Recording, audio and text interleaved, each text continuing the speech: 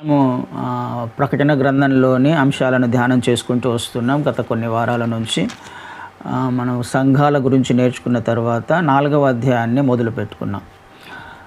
సంఘాల తర్వాత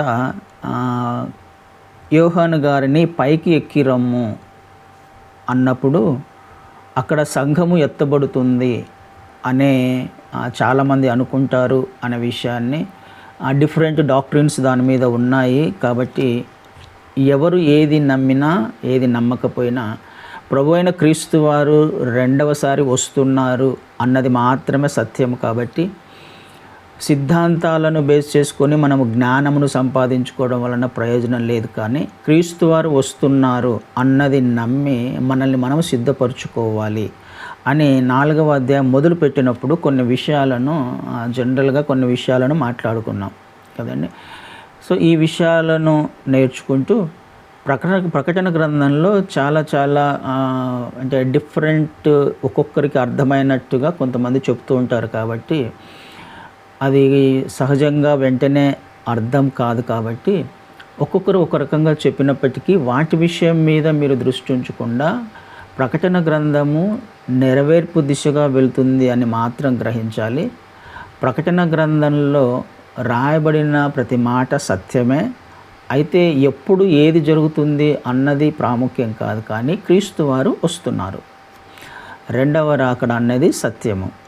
అందుకు మనల్ని మనం సిద్ధపరచుకుంటూ ఉండాలి. పరిశుద్ధంగా జీవించిన వాడు మాత్రమే ఎత్తబడతారు. ఈ సిద్ధాంతానికి సంబంధించిన వారు ఎత్తబడతారు, ఆ సిద్ధాంతాన్ని నమ్మిన వారు ఎత్తబడతారు, లేకపోతే ఈ సంఘానికి సంబంధించిన వాళ్ళు ఎత్తబడతారు అన్నది అబద్ధం కదండి. ఎవరిని వారు సిద్ధపరచుకుంటూ పరిశుద్ధంగా జీవిస్తున్నారో వాళ్ళు మాత్రమే ఎత్తబడతారు అన్న విషయాలను నేర్చుకుంటూ వచ్చాము గత వారం. సరే, ఏదేమైనా కానీ యోహాను గారు పైకి ఎక్కి వెళ్ళిన తర్వాత క్రీస్తు వారు నువ్వు పైకి రమ్ము అన్నప్పుడు ఆయన పైకి ఎక్కి వెళ్ళిన తర్వాత 2వ వచనంలో మనం చూస్తున్నాం. వెంటనే నేను ఆత్మవశుడనైతిని, అదిగో పరలోకమందు ఒక సింహాసనము వేయబడి ఉండెను. సో ఆయన పైకి ఎక్కిపోయిన తర్వాత అక్కడ ఒక అద్భుతమైన దృశ్యాన్ని చూశారు యోహాను గారు. ఒక అద్భుతమైన సంఘటనను చూశారు. పరలోకంలో ఉన్న విషయాలను చూడాలి అని అంటే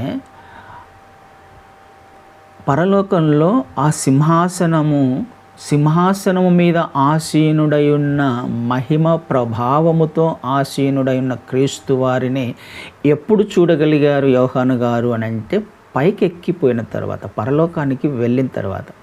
భూమి మీద ఉన్నప్పుడు ఆయన ఈ దృశ్యాన్ని చూడలా కదండి. సింహాసనాసీనుడైన క్రీస్తు వారిని ఆయన ద్వీపంలో ఉన్నప్పుడు, భూమి మీద ఉన్నప్పుడు ఈ దృశ్యాన్ని చూడలా. ఎప్పుడు చూడగలిగాడు అని అంటే పైకి వెళ్ళిన తర్వాత.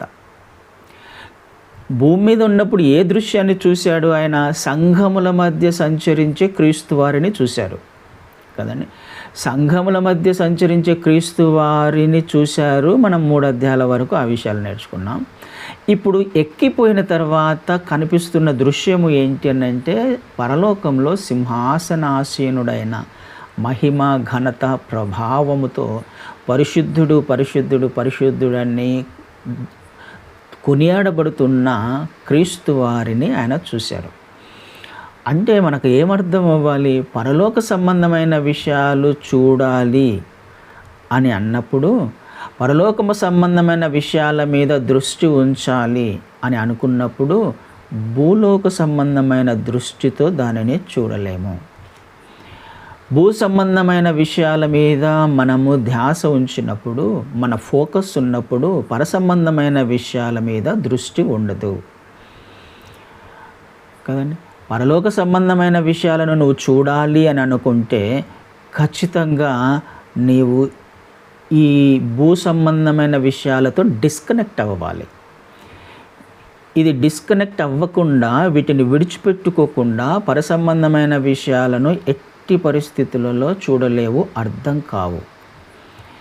అలా భూ సంబంధమైన విషయాల నుండి నేను డిస్కనెక్ట్ అయ్యి పరసంబంధమైన విషయాలతో కనెక్ట్ అవ్వాలి అని అంటే ఒక మాట అక్కడ రాయబడింది, ఆత్మవశుడనైతిని అని రాయబడింది. ఆత్మవశుడు కాకుండా, ఆత్మచేత నింపబడకుండా, ఆత్మచేత నడిపించబడకుండా ఏ ఒక్క వ్యక్తి కూడా భూ సంబంధమైన విషయాలతో డిస్కనెక్ట్ కాలేడు, పరసంబంధమైన విషయాలను వెతకలేడు. ఆత్మవశుడనైనప్పుడు మాత్రమే, ఆత్మచేత నింపబడినప్పుడు, నడిపించబడినప్పుడు మాత్రమే ఈ కార్యం జరుగుతుంది అన్నది మనం అర్థం చేసుకోవాలి. కానీ పరసంబంధమైన దృష్టి కావాలి నీకు, నాకు, మనకు. పరలోక సంబంధమైన విషయాల గురించి ఆలోచించాలి అని అంటే ఆత్మవశములో మాత్రమే మనం ఉండాలి. ఆత్మచేత నడిపించబడుతూ ఉండాలి. ఆత్మ చెప్పు సంగతులను గ్రహిస్తూ ఉండాలి. అర్థం చేసుకుంటూ తదనుగుణంగా జీవించే ప్రయత్నం చేసినప్పుడు మాత్రమే పరసంబంధమైన విషయాలు నీకు, నాకు, మనకు అర్థమవుతాయి కదండి. ఈ విషయాలను కూడా మనము ప్రకటన గ్రంథంలో సంఘాల గురించి నేర్చుకుంటున్నప్పుడు కూడా చాలాసార్లు చెప్పడానికి ప్రయత్నం చేశాను కదండి. పరసంబంధమైన విషయాలను తెలుసుకోవాలి అని అంటే ఖచ్చితంగా మనము ఆత్మవశములో ఉండాలి అన్నది మనం అర్థం చేసుకోవడానికి ప్రయత్నం చేయాలి. కొలస్సీలకు రాసిన పత్రికలో కూడా ఆ మాటనే అంటారు. కొలస్సీలకు రాసిన పత్రికలో 3వ అధ్యాయము మొదటి నుంచి కొన్ని వచనాలు చదివితే, 3వ అధ్యాయము కొలస్సీలకు రాసిన పత్రికల్లో, మీరు క్రీస్తుతో కూడా లేపబడిన వారైతే పైనున్న వాటిని వెదకుడి, అక్కడ క్రీస్తు దేవుని కుడిపార్శ్వమున కూర్చుండి ఉన్నాడు. పైనున్న వాటి మీదనే కానీ భూ సంబంధమైన వాటి మీద మనస్సు పెట్టుకొనకుడి. ఏలయనగా మీరు మృతి పొందితిరి, మీ జీవము క్రీస్తుతో కూడా దేవుని యందు దాచబడి ఉన్నది. ఖచ్చితంగా రాయబడింది కదా. పరసంబంధమైన విషయాల మీద నువ్వు ఎప్పుడు దృష్టి పెట్టగలవు?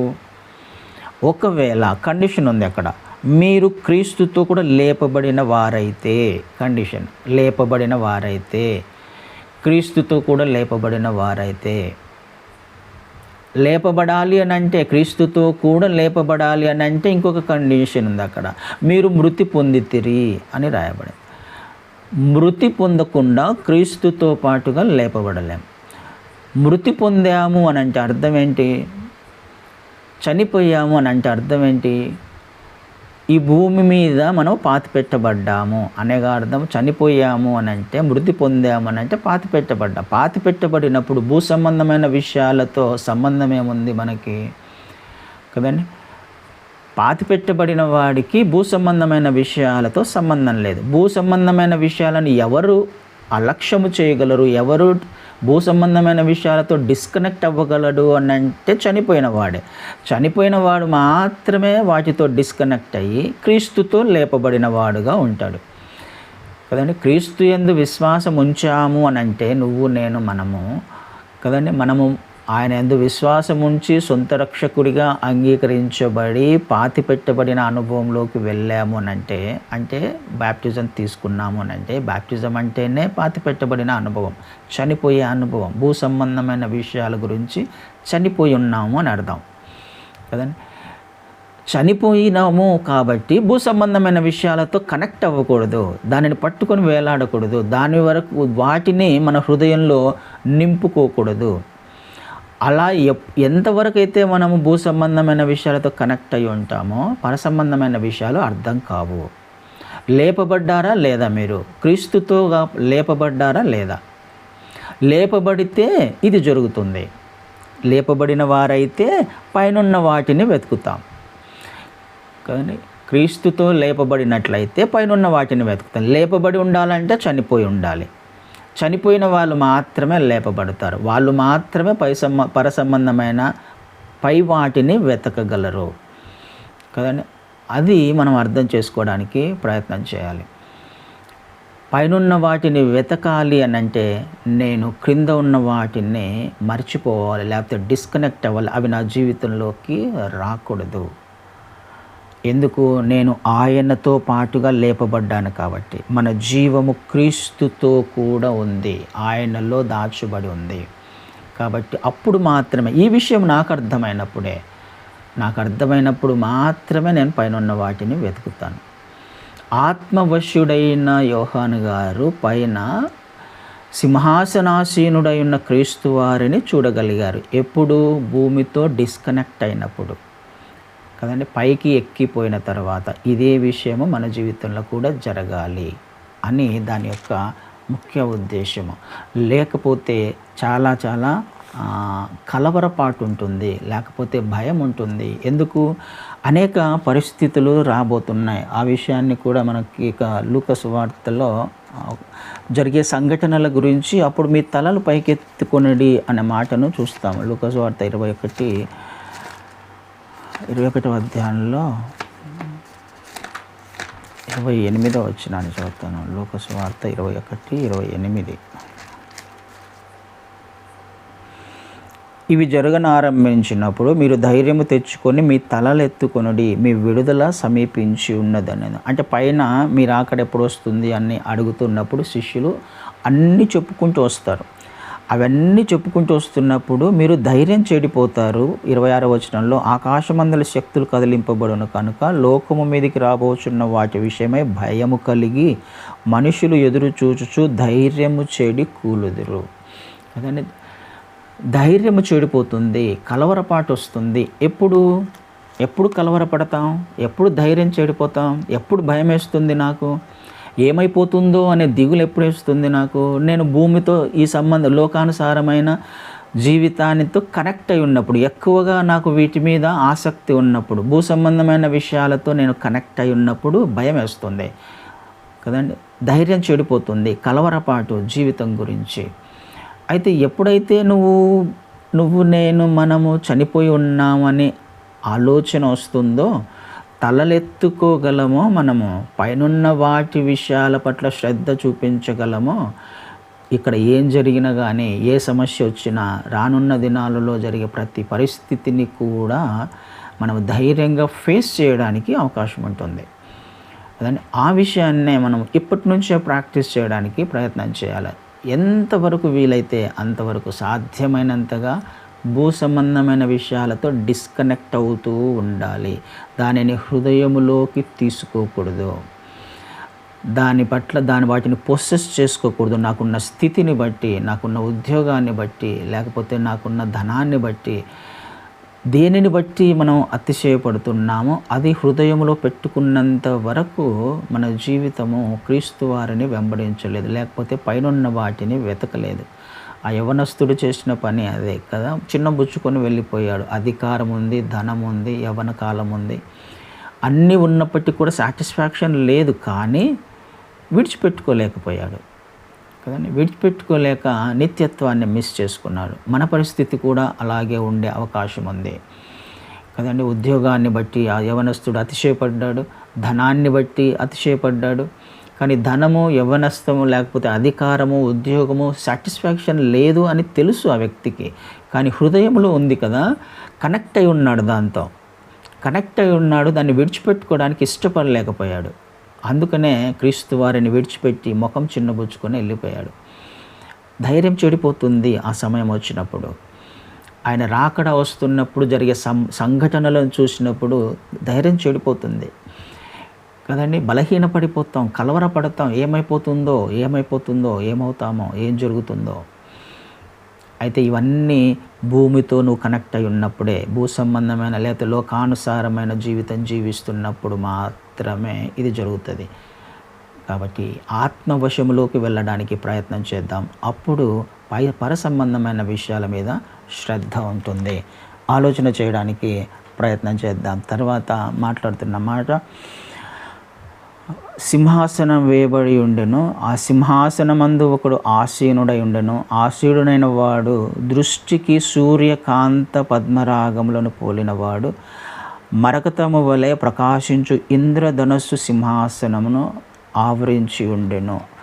సింహాసనము మీద కూర్చున్న వాని యొక్క పోలికలను ఇక్కడ రాస్తూ ఉన్నారు. ఎలా ఉన్నాడంటే, దృష్టికి సూర్యకాంత పద్మరాగములను పోలినవాడు అంటే ఆయన క్యారెక్టర్ను వర్ణిస్తుంది. సూర్యకాంత రత్నం అంటే స్ఫటికము వలె స్వచ్ఛంగా, ప్యూర్గా ఉంటుంది. అది అంటే పరిశుద్ధతకి, పవిత్రతకి సాదృశ్యము. ఆయన యొక్క లక్షణాలే పరిశుద్ధతకి, పవిత్రతకి సూర్యకాంతము అనే ఈ రత్నము ఈ సాదృశ్యంగా ఉంటుంది. అలాగే పద్మరాగరత్నం ఇదని ఎరుపు రంగులో ఉంటుందండి. ఎరుపు రంగులో ఉంటుంది అని అంటే ఆయన జడ్జి అంటే పాపము మీద విజయమును సాధించినవాడు అని అర్థం. అంటే పాపానికి శిక్షను విధించినవాడు. ఆయన కార్చిన రక్తము, సిలువలో కార్చిన రక్తము పాపము మీద విజయాన్ని ఇచ్చింది కదా. ఆ లక్షణాలను పోలినవాడు అని క్రీస్తు యొక్క క్యారెక్టర్, ఒక జడ్జి, తీర్పరి, న్యాయాధిపతి అను పరిశుద్ధతకి, పవిత్రతకి సాదృశ్యంగా ఆయన కనిపిస్తున్నాడు.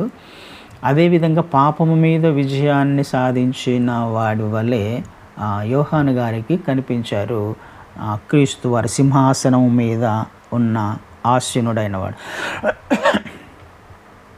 అయితే ఇంద్రధనస్సు సింహాసనమును ఆవరించి ఉండెను. అక్కడ ఇంద్రధనస్సును కూడా ఆయన చూస్తున్నాడు. ఈ ఇంద్రధనస్సును మనం ఎక్కడైనా చూసామా లేఖనాలలో? ఎప్పుడన్నా కనిపించిందా మనకి ఇంద్రధనస్సు? ఆదికాండంలో చూస్తాం కదా. ఆదికాండంలో జలప్రలయము వచ్చిన తర్వాత, నోవహు కాలంలో జలప్రలయము వచ్చిన తర్వాత దేవుడు ఒక నిబంధన చేస్తాడు.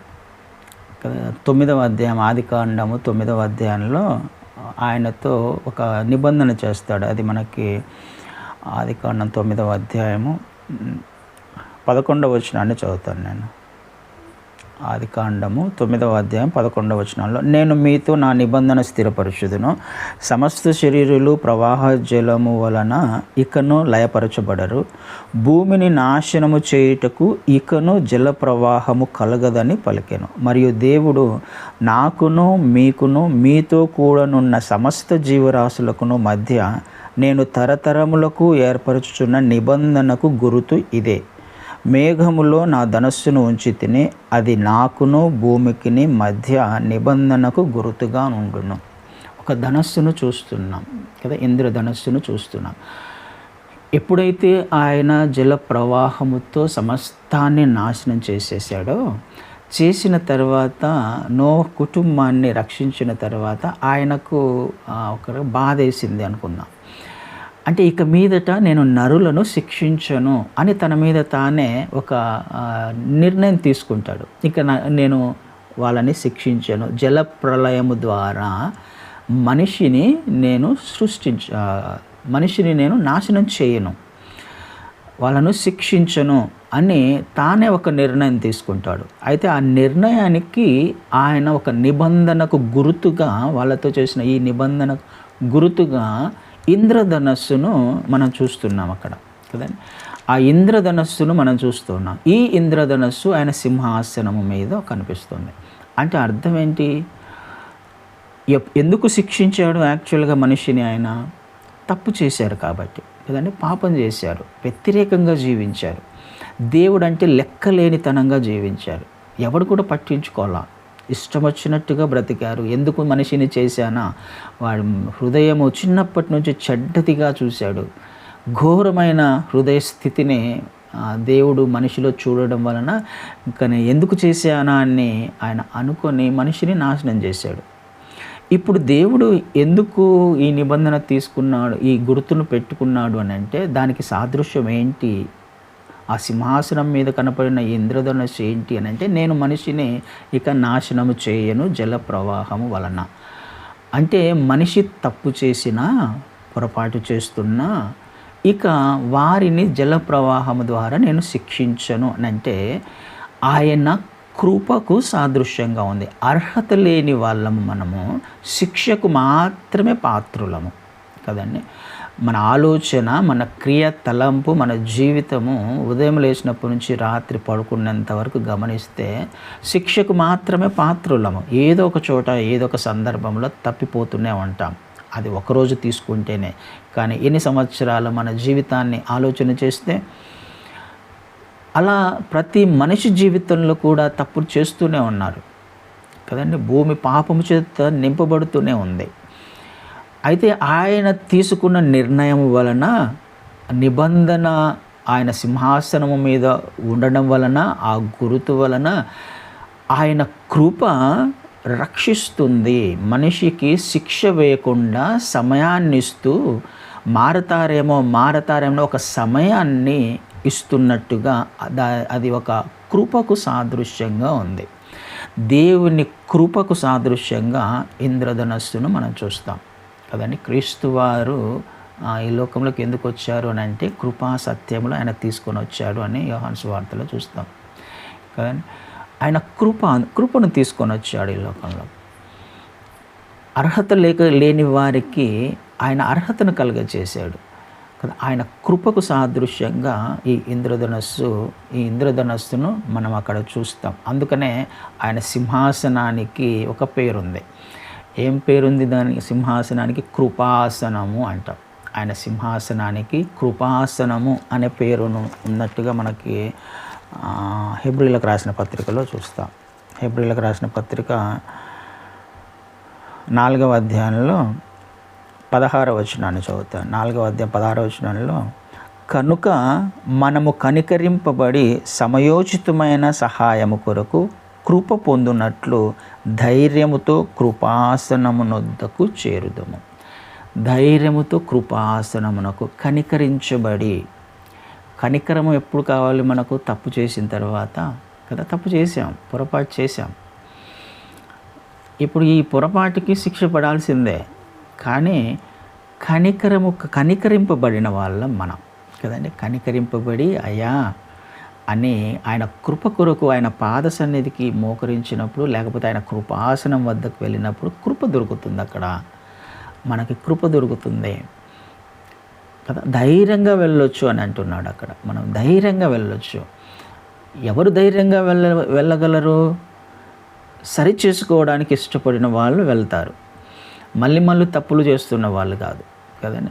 నువ్వు ఎంత పెద్ద తప్పు చేసినా, ఎంత ఘోరమైన తప్పు చేసినా నీకు కృప దొరుకుతుంది. ఖచ్చితంగా కృప దొరుకుతుంది. ఆయన సింహాసనము వద్దకు వెళ్ళినప్పుడు ఆయన నిర్ణయం తీసుకున్నాడు, తీర్మానం తీసుకున్నాడు. ఆయనకు మధ్యలో ఒక గుర్తుంది. కృపనిస్తాను, నేను శిక్షించను క్షమాపణ అడిగితే కదండి. క్షమాపణ అడగని స్థితినే మనల్ని పనిష్మెంట్లోకి తీసుకెళ్తుంది. కానీ ఆయన కృపాసనము వద్దకు వెళ్ళి మోకరించి క్షమాపణ అడిగినప్పుడు ఖచ్చితంగా మనకు ఆయన కృపను అనుగ్రహించేవాడు. కనికరమును చూపించే దేవుడు ఆయన. కనికరింపబడిన వారం మనము కదండి. ఇది జ్ఞాపకం పెట్టుకోవడానికి ఈ లక్షణాలు కలిగిన సింహాసనాన్ని యోహాను గారు చూసినట్టుగా మనం అక్కడ గమనించవచ్చు. తర్వాత కిందికి వచ్చినప్పుడు సింహాసనము చుట్టూ 24 సింహాసనములు ఉండెను. ఆ సింహాసనములందు 24 పెద్దలు తెల్లని వస్త్రములు ధరించుకొని తమ తలల మీద సువర్ణ కిరీటములు పెట్టుకున్న వారై కూర్చుండిరి. తర్వాత ఆయన ఏం చూస్తున్నాడు? సింహాసనము చుట్టూ 24 సింహాసనాలను చూస్తున్నాడు. ఆయన చుట్టూ 24 సింహాసనాలను కనపడ్డాయి. అయితే ఈ సింహాసనం అనగానే దేనికి సాదృశ్యంగా ఉంటుంది? సింహాసనము పరిపాలనకి కదండి, రూల్ చేయడానికి. సింహాసనము మీద ఉన్నవారు అధికారము, కిరీటము పెట్టుకొని ఉన్నవాళ్ళు కదా, కిరీటం పెట్టుకొని ఉన్నారు అంటే అధికారము కలిగి ఉన్నవాళ్ళు. సింహాసనము చుట్టూ 24 పెద్దలు, అధికారం ఇవ్వబడింది. వాళ్లకు పరిపాలన చేసే అధికారము ఇవ్వబడిన 24 పెద్దలు అక్కడ ఉన్నారు. ఈ 24 పెద్దల గురించి కూడా మనకు ఒక్కొక్క రంగా చెప్తారు. ఈ 24 పెద్దలు ఎవరు? ఎందుకు 24 పెద్దలే ఉన్నారు అక్కడ అని అంటే, పాత నిబంధనలో ఇజ్రాయేలీల గోత్రంలో ఉన్న 12 గోత్రాలు అని, కొత్త నిబంధనలో 12 మంది శిష్యులు అని చాలామంది చెప్తారు. అది నిజమా కాదా దాన్ని తెలుసుకోవడం వలన, లేకపోతే ఏది నిజము ఏది అబద్ధము అన్నది ప్రాముఖ్యం కాదు. కానీ అక్కడ 24 పెద్దలు ఉన్నారు అన్నది ప్రాముఖ్యం కదండి. వీళ్ళు దాని గురించి పెద్ద డిస్కషన్ చేయాల్సిన అవసరం లేదు. అందరూ అలా చెప్తూనే దాంట్లో ఉన్న లోటుపాట్లు కూడా చెప్తారు. ఎందుకు ఇజ్రాయేలీలు 12 గోత్రాలు అని అనుకున్నప్పుడు ఈ దర్శనాన్ని చూసినప్పుడు ఇంకా ఇజ్రాయేలీలందరూ రక్షించబల్లా కదండి. ఇజ్రాయేలీలందరూ కూడా రక్షణలోకి రాలే ఆ దర్శనం వచ్చినప్పుడు. అలాంటప్పుడు ఇజ్రాయేలు గోత్రంలోని వారు ఎలా అవుతారు అని చెప్పేవాళ్ళు కూడా ఉన్నారు. 12 మంది శిష్యులు అని అనుకుంటున్నాం. సరే, 12 మంది శిష్యులు అంటే యోహాను గారు చూస్తున్నారు కదా, అంటే యోహాను గారు కూడా ఆ 12 మందిలో ఒకడుగా ఉన్నాడా అని అంటూ, మరి పౌలు గారి పరిస్థితి ఏంటి? 12 మంది శిష్యులు ఉన్నారు, మళ్ళీ పౌలు గారు కూడా శిష్యులే కదా, అద్భుతమైన పరిచర్య ఆయన చేశాడు, అప్పుడు పౌలు గారితో కలుపుకుంటే 13 మంది అవుతారు కదా అని చెప్పేవాళ్ళు కూడా ఉన్నారు కదండి. కాబట్టి ఈ విషయాల మీద కన్ఫ్యూజన్, అనవసరమైన ఆలోచనలు చేయకుండా ఎవరైనప్పటికీ అక్కడ 24 పెద్దలు ఎవరు? వాళ్ళు తెల్లని వస్త్రములు ధరించుకున్న వాళ్ళు. అంటే పరిశుద్ధతకి అని అంటే మనం సంఘాలలో చూసాం కదా, సంఘాల గురించి నేర్చుకుంటూ ఉన్నప్పుడు జయించిన వారికి తెల్లని వస్త్రమును ఇస్తాను, జయించిన వారికి కిరీటాన్ని ఇస్తాను అనే మాటలు చూస్తాం. అంటే వీళ్ళు జయించిన వారు అని అర్థం చేసుకుందాం. వాళ్ళు ఎవరు అన్న విషయాన్ని పక్కన పెట్టి వీళ్ళందరూ కూడా జయించిన వాళ్ళు కదా, విశ్వాసులు. వాళ్ళకు వచ్చిన సమస్యలను బట్టి లేకపోతే పరిస్థితులను బట్టి ఏది ఏమైనా ఆయన కొరకు నిలవబడిన వాళ్ళు, తమ ఆత్మీయ జీవితాన్ని కాపాడుకున్న వాళ్ళు, భయముతో వణుకుతో రక్షణను కాపాడుకున్న వాళ్ళు, ఎవరు చూసినా ఎవరు చూడకపోయినా క్రీస్తు కొరకు సాక్షులుగా జీవించిన వాళ్ళు అని మాత్రం అర్థం చేసుకుందాం. ఎందుకు? తెల్లని వస్త్రం వాళ్ళు దేవదూతలు కాదు కదా. కొంతమంది దేవదూతలు కాదు, వాళ్ళకు తెల్లని వస్త్రములు ఇవ్వబడ్డాయి. తెల్ల వస్త్రాలను వేసుకొని కిరీటాలు దేవదూతలు పెట్టుకోరు కదా. వాళ్ళు అక్కడ ఉన్నది జయించిన వాళ్ళు. కిరీటం ఇవ్వబడింది కదా వాళ్ళకి, కిరీటం ఇవ్వబడింది, వాళ్ళు జయించిన వారిగా ఉన్నారు. అందుకనే వేరే విషయాల గురించి లేకపోతే వాళ్ళేనా 12 మందేనా దాని గురించి అనవసరంగా ఆలోచన చేయాల్సిన అవసరం లేదు. చాలా కాంట్రవర్సీస్ ఉంటాయి, చాలా ఒక్కొక్కరు ఒక్కొక్క రకంగా చెప్తారు. ప్రకటన గ్రంథంలో ఉన్న ఏ విషయాన్ని తీసుకున్నా మనకు కాన్సెప్ట్ ప్రాముఖ్యం కదండి. అక్కడ ఉన్నది ఏంటిది? 24 పెద్దలు జయించిన వారు. లేకపోతే దీన్ని బేస్ చేసుకొని చాలామంది అక్కడ సంఘానికి దేవుడు పరిపాలన చేసి అధికారం ఇస్తానన్నాడు కదా. సో ఈ సంఘానికి సాదృశ్యంగా వీళ్ళు ఉన్నారు కాబట్టి సంఘం ఆ సమయంకి ఎత్తబడింది అనే చెప్పేవాళ్ళు కూడా ఉన్నారు కదండి. అందుకనే మనము నేర్చుకోవాల్సింది ఏదేమైనా మనం ఎత్తబడితే మంచిదే కదా. శ్రమల కాలం కంటే ముందుగా ఎత్తబడితే దేవునికి స్తోత్రం, అంతకంటే కావాల్సిందే ఉంది మనకి. కాకపోతే పరిశుద్ధత అన్నది జయించిన వారముగా ఉండాలి అన్నది సత్యము. అలా ఉంటేనే మనము ఎత్తబడే వాళ్ళముగా ఉంటాం. కానీ అక్కడ ఉన్న 24 పెద్దలు జయించిన వారు, తెల్లని వస్త్రము ఇవ్వబడిన వారు, కిరీటము ఇవ్వబడిన వారు అని జ్ఞాపకం చేసుకోవడానికి ప్రయత్నం చేద్దామని. ఇంకొకటి కూడా మనం ఇంకా ఏం చెప్తారు అంటే, దావీదు గారు మనకు మందిరంలో పని చేయడానికి లేవీయులకు మాత్రమే పర్మిషన్ ఉంది అన్న విషయం మనకు తెలుసు కదా. దేవుని మందిర పనులు చేయాలి అంటే లేవీయులకు మాత్రమే అవకాశం ఉంది. దావీదు గారు ఈ లేవీయులని 24 గుంపులుగా చేస్తాడు. అది క్రానికల్స్ మొదటి దినవృత్తాంతాల్లో 24వ అధ్యాయంలో మనం ఆ విషయాన్ని గమనించవచ్చు. మొదటి నుంచి 19 వచనాలు చూస్తే 24వ అధ్యాయంలో లేవీయులను ఆయన 24 గుంపులుగా చేసి మందిరములో సేవ చేయడానికి వాళ్ళను నియమిస్తాడు. ఈ 24 ఒకవేళ అదై ఉండవచ్చు, అంటే దేవుని సేవ చేయడానికి 24 కావాలి. 24 లేవీయులలో ఆయన పరిచర్య చేయడానికి 24 మంది లేవీయులు, లేకపోతే 24 గోత్రాల వల్ల 24 గ్రూపులు, గోత్రాలు కాదు 24 గుంపులుగా ఆయన చేసినట్టుగా ఆ 24 ఇక్కడ 24 ఉన్నాయి అన్నట్టుగా కూడా చెప్పేవాళ్ళు ఉన్నారు. కాబట్టి ఏది ఏమైనా కానీ అక్కడ 24 పెద్దలు ఉన్నారు. ఆ 24 పెద్దలు జయించిన వారు కదా, విక్టోరియస్ లైఫ్ జీవించిన వాళ్ళు జయించిన వాళ్ళు, కిరీటం ఇవ్వబడిన వాళ్ళు అని మాత్రమే జ్ఞాపకం పెట్టుకోవడానికి ప్రయత్నం చేద్దాం. తర్వాత కిందికి వచ్చినప్పుడు ఆ సింహాసనములో నుండి మెరుపులను ధ్వనులను ఉరుములను బయలుదేరుచున్నవి. మరియు ఆ సింహాసనము ఎదుట 7 దీపములు ప్రజ్వలిల్లుచున్నవి. అవి దేవుని 7 ఆత్మలు. ఆ సింహాసనంలో నుండి మెరుపులు ఉరుములు బయలుదేరుతున్నాయి. ఆయన మహిమకి లేకపోతే ఆయన ప్రభావానికి సాదృశ్యంగా ఉన్నాయి అవి. ఆయన మహిమ, ఆయన ప్రభావము. ఉరుములు మెరుపులు అంటే ఆయన ప్రభావము సాదృశ్యంగా మనం చూస్తాం. తర్వాత 7 దీపములు అంటే 7 ఆత్మలు అని రాయబడింది కదా అక్కడ. ఆ సింహాసనం ఎదుట 7 దీపములు ప్రజ్వలించున్నవి. అవి దేవుని 7 ఆత్మలు. ఈ మాట మనం ఇంతకుముందు ఒకసారి నేర్చుకున్నాం కదండి, ఒకసారి చదివాం. ఎక్కడ సార్ది సంఘంతో మన సంఘాల గురించి నేర్చుకుంటున్నప్పుడు 3వ అధ్యాయం 1వ వచనంలో అక్కడ 7 ఆత్మలు కలిగిన వాడు చెప్పు సంగతులు అని చూస్తాం కదా. 7 నక్షత్రములు దేవుని 7 ఆత్మలు గలవాడు చెప్పు సంగతులు. 7 ఆత్మలు అనంటే 7 డిఫరెంట్ ఆత్మలు కాదు. కానీ యెషయా గ్రంథము 11వ అధ్యాయము 2-3 వచనాలలో మనం చూస్తే 7 గుణ లక్షణములు ఉన్న పరిశుద్ధాత్మ దేవుడు. 7 లక్షణాలు ఒకే ఆత్మనే. పరిశుద్ధాత్మ దేవునికి 7 గుణ లక్షణాలను మనం చూస్తాం. ఒకసారి చదివి మనం వీలైతే ముగించుకోవడానికి ప్రయత్నం చేద్దాం, సమయం అవుతుంది కాబట్టి.